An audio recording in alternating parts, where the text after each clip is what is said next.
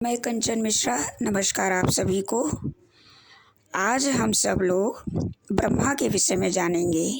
हिंदू देवी देवता के विषय में हम क्या उन्हें समझा जाता है, क्या समझाया गया है हमारे वेदों में और हम उसे क्या समझते हैं, इस विषय में हम जानेंगे। जो हिंदू देवी देवता के विषय में कहा गया है, ब्रह्मा, विष्णु, महेश, महाकाली, महालक्ष्मी, महासरस्वती, ये जो ब्रह्मांड की शक्तियाँ हैं, इनका मानवीकरण किया गया है, यानी मानव की भाषा में इन्हें समझाया गया है। तो आज का विषय है ब्रह्मा। ब्रह्मा कौन है? ब्रह्मा अर्थात ब्रह्मा उन्हें कहा गया है जो ब्रह्मांड की जो वो शक्ति जिनके पास मस्तिष्क है। हमें भी जो शक्ति मिलती है ब्रह्मांड से ही मिलती है। हमारे पास जो दिमाग है ब्रह्मांड से ही है, हमारी समस्त रचना ही ब्रह्मांड से है। तो ब्रह्मांड की समस्त शक्तियों को अलग अलग नामों से जाना गया है।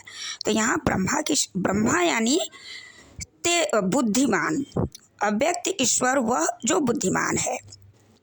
ये कहा गया है कि ब्रह्मा के 4 मुख हैं, चारों ओर आँखें हैं, चारों ओर उनका समस्त काया के विषय में बताया गया है।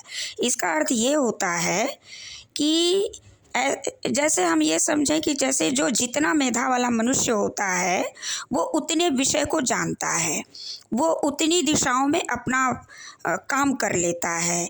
जैसे कक्षा में कोई बच्चा हो जो जितना मेधावी होता है उतने विषयों को वो पढ़ लेता है, समझ लेता है। इसी प्रकार यहाँ अव्यक्त ईश्वर अर्थात ब्रह्मा वो चारों दिशाओं में देख लेते हैं, समझ लेते हैं, चारों दिशाओं में सोच लेते हैं। अब ब्रह्मा के विषय में कहा गया उन्होंने वेदों की रचना की।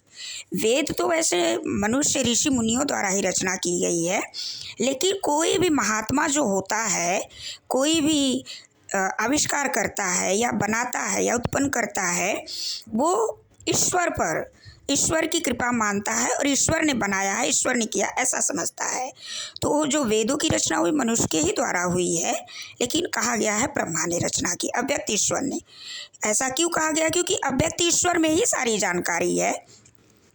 तो ऋग्वेद, सामवेद, यजुर्वेद, अथर्ववेद में जो ज्ञान दिया गया है वो ब्रह्मा के द्वारा दिया गया है, अर्थात अव्यक्त ईश्वर ब्रह्मा यानी ऐसे मेधावी पुरुष द्वारा दिया गया है। तो जो वेदों में जो ज्ञान दिया गया है वो उनका मानवीकरण किया गया है, मानव की भाषा में उन्हें समझाया गया है। अर्थात जैसे आप कहानियों में पढ़ते हैं शेर और बंदर की कहानी। शेर ने कहा, बंदर ने सुना, शेर ने मारा, बंदर ने दौड़ाया, ये सब ऐसा कई कहानियाँ आप लोगों ने हर प्रकार की सुनी होगी। तो इसका अर्थ बस यही होता है। बस इसी प्रकार ब्रह्मा, विष्णु, महेश के विषय में भी समझाया गया है। अब कहा जाता है कि ब्रह्मा ने सरस्वती से विवाह किया। जिस प्रकार अव्यक्त ब्रह्मा यानी मेधावी शक्ति है तो ये पुरुष हैं, इसी प्रकार इनका जब विवाह होगा तो एक अव्यक्त नारी शक्ति से ही होगा, अर्थात सरस्वती से उनका विवाह हुआ। इसी प्रकार ब्रह्मा जी के विषय में बताया गया है, कहा जाता है कि वे अपनी पुत्री पर आसक्त हुए।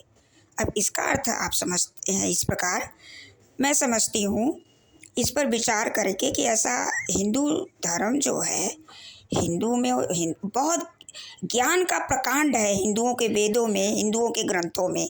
इसका अर्थ ये होता है कि जो मनुष्य जो होता है या मेधा शक्ति जो होती है, व्यक्ति ईश्वर हुआ चाहे मनुष्य ही हुआ, तो उसके मस्तिष्क में हर प्रकार के विचार आ सकते हैं किसी के भी प्रति। चाहे जैसा आज कलयुग में हो रहा है, एक मनुष्य जो नासमझ है वो किसी के भी प्रति आसक्त होता है।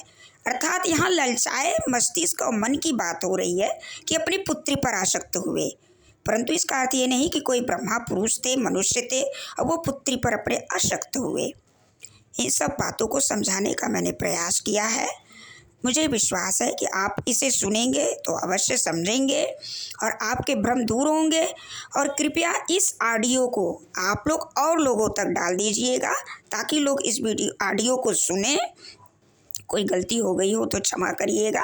मैं पुनः ऐसे ऑडियो डालती रहूँगी।